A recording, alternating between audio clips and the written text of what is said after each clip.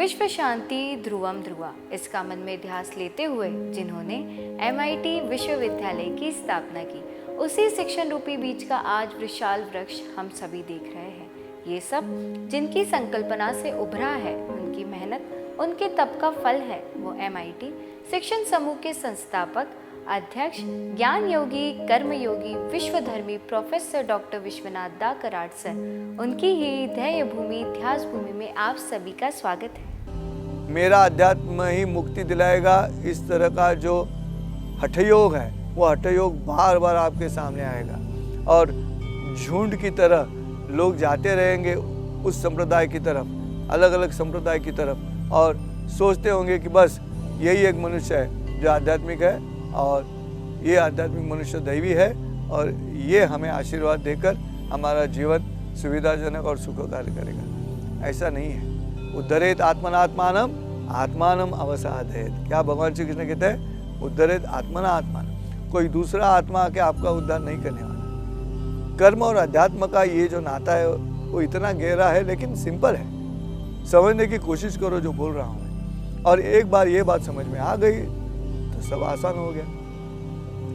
मैं मेरा नियत कर्म कर रहा हूँ, पूरी कुशलता से कर रहा हूँ, उसको परिणाम तो आने वाला है, लेकिन वो जो परिणाम है वो मन में पहले रखते हुए मैं कर्म नहीं कर रहा हूँ। वो परिणाम अगर आ भी गया तो वो परिणाम मैं दे देता हूँ भगवान को कि ये सब उसका है। जैसे जगत गुरु संत तुकाराम महाराष्ट्र के अभंगों में कहते हैं, कायमी पामर जाणे अर्थवेद वदे भी गोविंद तेची वदे, आपुल्या बळे नाही मी बोलत सखा कृपावंत वाचा त्याची। क्या कहते हैं? कायमी पामर, मैं आम आदमी हूँ, जाने अर्थवेद, मुझे क्या वेदों के अर्थ और भेद समझ जाएंगे, आम आदमी हूँ। कायमी पामर जाने अर्थवेद वदवी गोविंद तेची वदे। कौन गोविंद है? वो भगवान श्री कृष्ण है, और भगवान श्री कृष्ण मुझसे ये बोल के ले रहे हैं, मुझे शब्द दे रहे हैं कि ये कहो ये कहो। वदवी गोविंद तेची वदे, आपुलिया बड़े नहीं मैं बोलते। इसमें मेरी शक्ति कुछ नहीं है, इसमें मेरा बल नहीं है। आपुलिया बड़े नहीं मैं बोलते, सखा दोस्त है, मित्र है मेरा, कृपावंत है, जो मुझ पर कृपा कर रहा है। वाचा त्याची, वाचा मतलब ये जो बोलना है वो उसकी है, मेरे माध्यम से बोल रहा है। देखिए ये जो भूमिका है इसे अध्यात्म कहा गया है।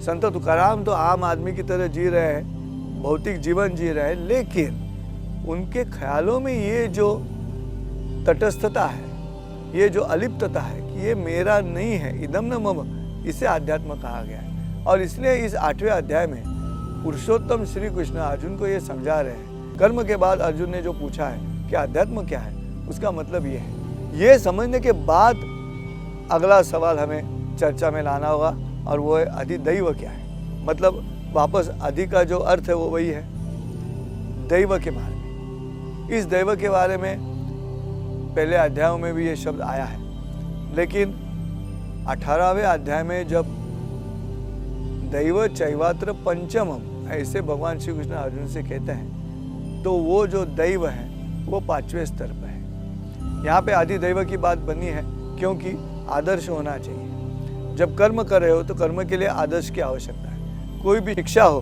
तो आदर्श के बिना शिक्षा नहीं दी जा सकती, और जो आदर्श है उसे देव कहा जाता है। वो भगवान है। गुरु ब्रह्मा गुरु विष्णु गुरुदेवो महेश्वरा, गुरु साक्षात परब्रह्म तस्मै श्री गुरवे नमः। जो सिखाने वाला है वो गुरु है, और वो गुरु मेरे लिए आदर्श है। आदर्श के बिना आप कुछ नहीं कर सकते। आप जब जो कर्म कर रहे हैं उसका एक आदर्श होगा कहीं पे, उस आदर्श की तरफ आप यात्रा कर सकते हैं। जैसे आप यात्रा को निकले हो तो ये नहीं कह सकते कि मुझे कहाँ जाना है मालूम नहीं। आपको जो मकाम है आपका वो पहले तय करना होगा, और फिर यात्रा शुरू होती है। फिर यात्रा शुरू होने के बाद उसको मकसद मिलता है, उसको कारण मिलता है, उसको शिस्त मिलती है, डिसिप्लिन आता है। और इसीलिए ये जो आदर्श है वहाँ पे देव है। अधिदैव का मतलब ये है कि आप जो कर्म कर रहे हो वो कर्म पहले भी किसी ने किया है, और जो पहले किसी ने किया है वो कुशलता के साथ किया होगा, तो वो व्यक्ति मेरे लिए आदर्श बनती है। और इसलिए भगवद गीता पे निरूपण करते हुए 18वें अध्याय में श्री संत ज्ञानेश्वर कहते हैं, भाष्यकाराते वाट पुसतु। क्या कहते हैं?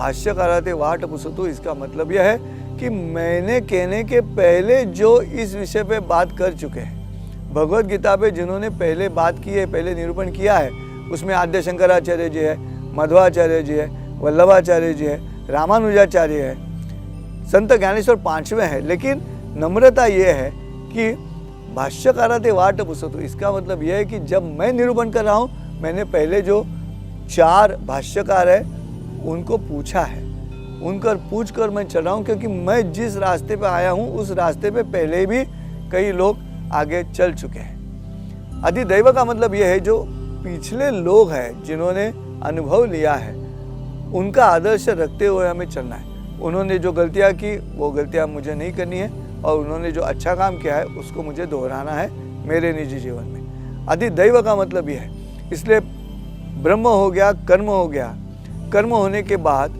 अध्यात्म क्या है इस बात पे आ गए।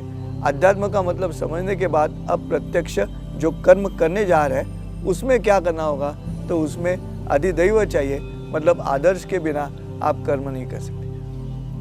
18वें अध्याय में जब भगवान श्री कृष्ण ने कहा है कि पहले क्या चाहिए, कुछ कृति होने के लिए क्या चाहिए, कर्ता चाहिए। कर्ता के बाद क्या होगा, करण यानी प्लानिंग, आपको जो करना है फिजिबिलिटी स्टडी वो करना है।